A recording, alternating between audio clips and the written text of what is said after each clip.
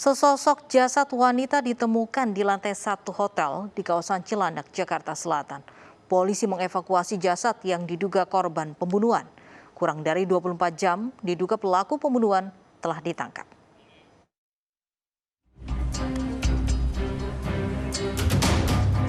Pengelola hotel di kawasan Cilandak, Jakarta Selatan dikejutkan dengan ditemukannya sesosok jasad wanita di salah satu kamar.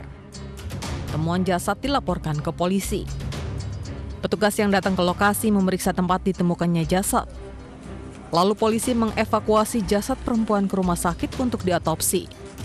Diduga jasad tersebut merupakan korban pembunuhan, namun polisi masih menunggu hasil otopsi.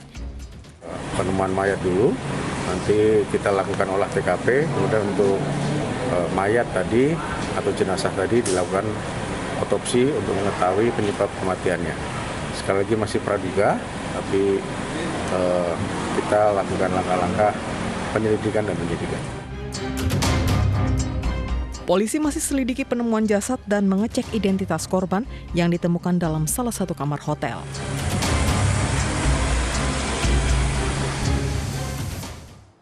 Di Medan, Sumatera Utara, seorang guru madrasah ditemukan tewas mengenaskan di rumah kontrakan. Diduga korban tewas sudah 3 hari sebelum ditemukan.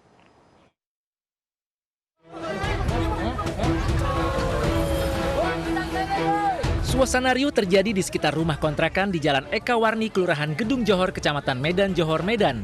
Warga mendadak mendatangi hunian tersebut usai mendengar penghuninya tewas. Muhammad Ilyas, guru madrasah yang tinggal di rumah ini ditemukan sudah tak bernyawa. Sebelumnya teman korban mendatangi rumah kontrakan, namun tak ada sambutan meski telah memanggil korban. Lantaran curiga, teman korban memanggil pemilik kontrakan dan kepala lingkungan. Tak disangka, korban ditemukan sudah tak bernyawa dalam rumah. Korban yang mengajar di Madrasah Darul Ilmi Murni memiliki pribadi yang baik. Awal ketahuannya dari warga melapor ke rumah saya. Terus katanya sudah 3 hari pintu kosnya ini tidak tertutup dan orang nggak pernah keluar. Jadi warga bilang sama saya untuk mendobrak pintu atau membuka, mengawasinya ya kan gitu. Pas kami datang sana sudah banyak lalat dan bau bangki. Makanya di situ saya manggil aparat kepolisian ya kan. Polisi yang datang ke lokasi memeriksa kondisi korban. Diduga sudah 3 hari korban tewas. Temuan awal ada sejumlah luka di kepala dan tangan korban serta bercak darah di dinding dan lantai rumah. Sementara sepeda motor milik korban diduga hilang. Jasad korban dievakuasi ke Rumah Sakit Bayangkara Medan untuk diotopsi. Dan ditemukanlah itu ada mayat namanya Muhammad Ilyas, umurnya 32, pekerjaannya guru. Dia nanti kita hasil pemeriksaan daripada otopsi karena sekarang ini sudah dibawa ke Rumah Sakit Bayangkara. Ya, belum ditemukan, nanti kita lakukan penyelidikan juga apakah ada kaitan dengan sepeda motor yang hilang. Polisi masih menyelidiki dan menunggu hasil otopsi terkait penyebab kematian korban. Seorang ibu rumah tangga di Kota Bekasi, Jawa Barat ditemukan tewas dengan tubuh penuh luka senjata tajam di rumahnya. Diduga menjadi korban perampokan.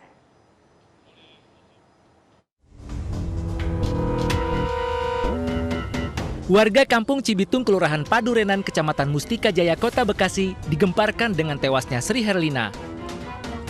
Diduga korban tewas setelah disatroni perampok yang membawa senjata tajam. Korban tewas akibat luka tusukan di tubuhnya. Sejumlah barang korban, salah satunya tas, hilang. Sebelum ditemukan tewas, ada warga sekitar yang sempat memergoki korban dan pelaku dorong-dorongan pintu rumah. Diduga pelaku menahan korban agar tidak keluar rumah. Pelaku diketahui membawa senjata tajam. Saat kejadian, korban tengah sendiri di rumah, anaknya sedang keluar sementara suami bekerja. Itu kebetulan dia lagi main, dia mau pulang, mergokin, dia lagi tarik-tarikan pintu sama korban sama si pelaku. Mungkin si korban ini mau melawan untuk keluar, tapi mungkin dijagal sama dia. Kalau seandainya dia itu mungkin bisa keluar, akan fatal untuk si pelaku. Kasus ini ditangani pihak kepolisian Polsek Bantar Gebang dan Polres Metro Bekasi.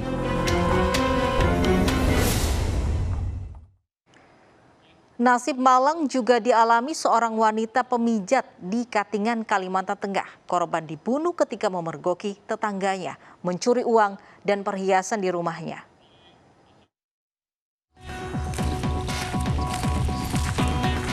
Satreskrim Polres Katingan, Kalimantan Tengah berhasil mengungkap kasus pembunuhan terhadap seorang ibu rumah tangga berprofesi tukang pijat yang jasadnya ditemukan nyaris tanpa busana di belakang rumahnya.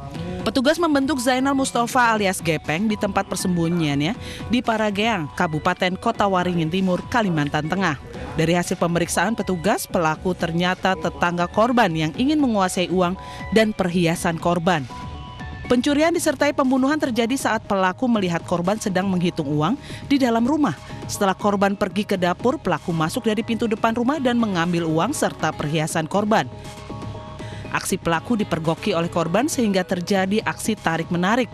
Korban sempat melawan, namun pelaku memukul kepala korban dengan sebuah bata hingga korban tewas. Usai korban tak bergerak, pelaku menyeret korban ke sebuah parit di belakang rumah dan meninggalkannya. Bersama barang bukti, pelaku kini ditahan di Mapolres Katingan dan dijerat pasal 365 KUHP tentang pencurian dengan kekerasan dengan ancaman maksimal 15 tahun penjara. Korban ke belakang, setelah menghitung uang, kemudian memasukkan ke dalam tas, kemudian ke belakang, tersangka masuk dari rumah korban lewat pintu depan. Itu si korban mengetahui karena uang dan perhiasan dimasukkan ke dalam tas tersangka. Jadi terjadi tarik-menarik, kemudian sampai dengan ke belakang barak. Di situ korban langsung menampar si tersangka sebanyak 2 kali.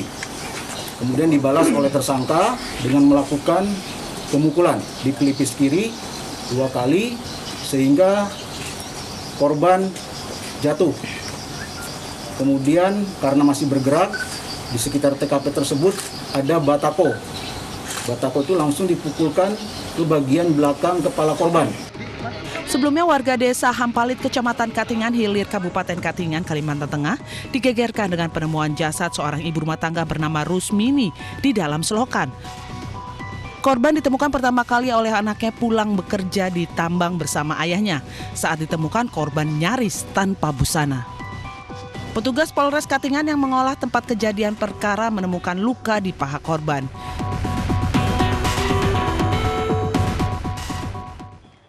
Pengemudi ojek pangkalan di Sukabumi, Jawa Barat terluka parah setelah dibegal oleh penumpangnya. Realitas segera kembali sesaat lagi.